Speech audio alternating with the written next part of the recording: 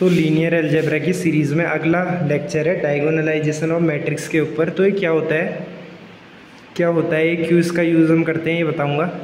तो diagonal matrix हम निकालते हैं। अगर कोई आपको एक गिवन मैट्रिक्स है A matrix n cross n square matrix है, तो आप ऐसी डायगोनल मैट्रिक्स निकाल रहे हो जो ए मैट्रिक्स के सिमिलर है, तो उसको हम कहते हैं डायगोनलाइजेशन ऑफ मैट्रिक्स। तो भाई ये कैसे होता था, मैंने आपको बताया था ए और बी मैट्रिक्स तब सिमिलर होंगे जब आप लिख पा रहे हो A equal to P inverse B P या फिर B equal to P inverse A P, तो तब वो सिमिलर होते थे। तो यहाँ पर हम लिख पा रहे हैं A equal to M inverse D M, तो ए और डी क्या है, सिमिलर है, और डी डायगोनल मैट्रिक्स है, ये इसकी कंडीशन है। तभी हम बोल रहे हैं कि ए जो है उसका डायगोनलाइजेशन हम कर रहे हैं। तो भाई एम क्या है, डी क्या है, ये बताऊंगा। डी डायगोनल मैट्रिक्स है, एम जो है एन क्रॉस एन मैट्रिक्स है, एक स्क्वायर मैट्रिक्स। अब कंडीशन क्या है इसकी, ये कब होगा, ये तब होगा भाई जब मैट्रिक्स जो है ए उसके पास n linearly independent eigen vectors हो। ये नेसेसरी और सफिशिएंट कंडीशन है, मतलब ज़रूरी भी है और काफ़ी भी है। लेकिन देखो, matrix must have an distinct eigen values, अगर ये कंडीशन हुई तो ये सफिशिएंट है, मतलब सफिशिएंट हो जाएगी ये कि डायगोनलाइजेशन तो हो ही जाएगा अगर एन डिस्टिंक्ट आइगन वैल्यूज़ हो जाती हैं उस मैट्रिक्स की।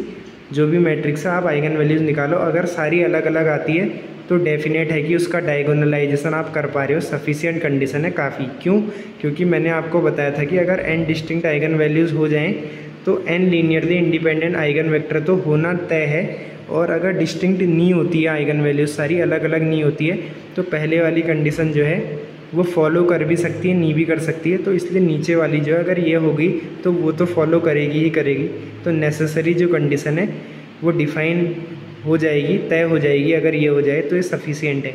तो भाई अब देखो, डायगोनल मैट्रिक्स डी ये क्या होता है, कुछ नहीं होता है, डायगोनल मैट्रिक्स है। डायगोनल के अलावा, प्रिंसिपल डायगोनल के अलावा सारे एलिमेंट्स जीरो हो जाएंगे और प्रिंसिपल डायगोनल पर आइगन वैल्यूज़ आ जाएंगी ए की।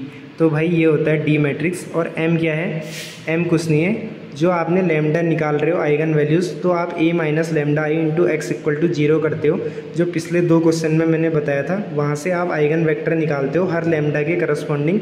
तो ए जो है एन क्रॉस एन मैट्रिक्स है, तो उसकी एन आइगन वैल्यूज़ जो आ रही है अलग अलग, तो उनके करस्पॉन्डिंग आइगन वेक्टर्स आप निकालो, उनको कॉलम में लगा के एक मैट्रिक्स बना दो, M n cross n matrix बनेगी वो, तो वो हो जाती है एम मैट्रिक्स। तो A equal to M inverse D M की फॉर्म में आप लिख पाओगे और इसका डायगोनलाइजेशन हो जाएगा, और ये कहलाएगा ऐसा मैट्रिक्स जो कि डायगोनलाइज हो चुका है। तो भाई इसकी एप्लीकेशन क्या है, देखो, अगर ए है एम इनवर्स डी एम, तो आपको हायर पावर्स में जाने के लिए M inverse D to the power n करना पड़ेगा, और कुछ नहीं होगा। तो ये बहुत ईजी हो जाएगा, क्योंकि D to the power n अगर आप करोगे तो डायगोनल एलिमेंट्स की पावर उतनी कर देना, सीधे हो जाता है, तो ईजी पड़ेगा ये। तो डायगोनलाइजेशन टॉपिक ये है, मैट्रिक्स डायगोनलाइजेशन क्या होता है ये मैंने बता दिया इस लेक्चर में। छोटा सा है वीडियो, 4 मिनट से भी कम का। तो भाई थैंक यू।